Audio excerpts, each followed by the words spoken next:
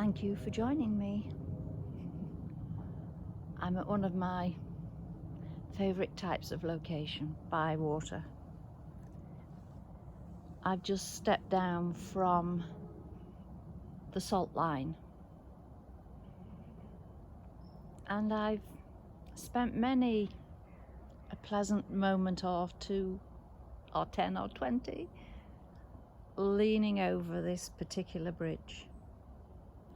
I've played Pooh Sticks with granddaughters here, and if anybody hasn't heard of that, it's basically you throw little twigs into the water, go to the other side of the bridge and see whose comes through first.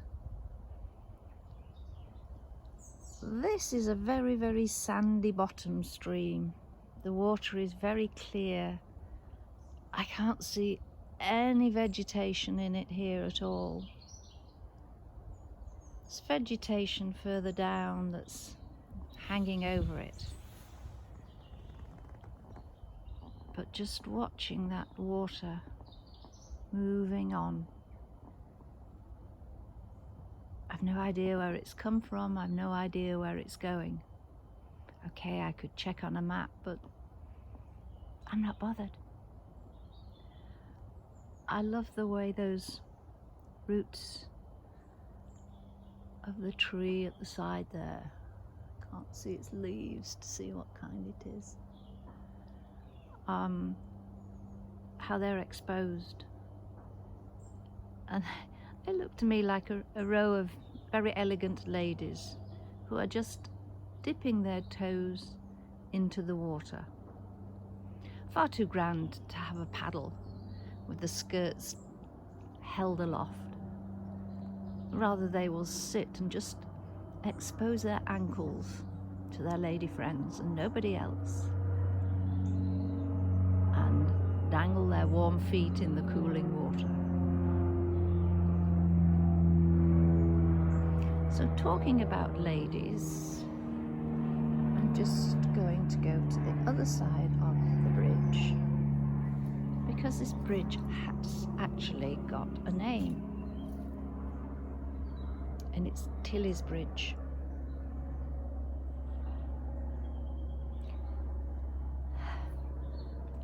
My ruminations when I'm here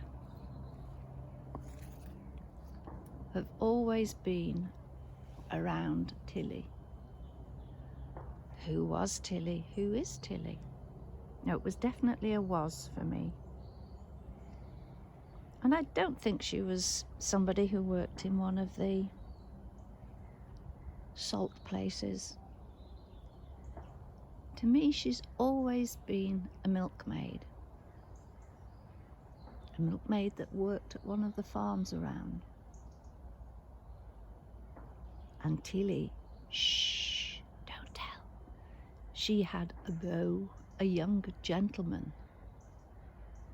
And they would, on their rare hours off, have a good old-fashioned word here, a tryst at this very spot, at this bridge. Maybe they too would dangle their feet in the water, but I think they would be paddling rather than just dangling their feet. And I've always said that one of these days I'm going to write a book about Tilly. But one of these days has never happened, or rather one of these days with 3 hours that I can actually devote to developing the storyline. Never say no. One of these days it may happen. But it's quite heavy clay here. And you can see little bits of stones in, but largely just clay. And I've just noticed a bit further down that across the stream there are some branches and twigs and lots of leaves. Now, is that man-made? Or could it possibly be beavers? I have no idea if beavers have been introduced round here. Note to self, try and find out. It would be wonderful if they were, because they are so good for the environment. And we need to keep our biodiversing. On that note, and there's somebody coming down the path and they'll wonder why on earth I'm leaning on this bridge talking away, I will say bye for now. I'll take a deep breath and speak to you soon. Bye.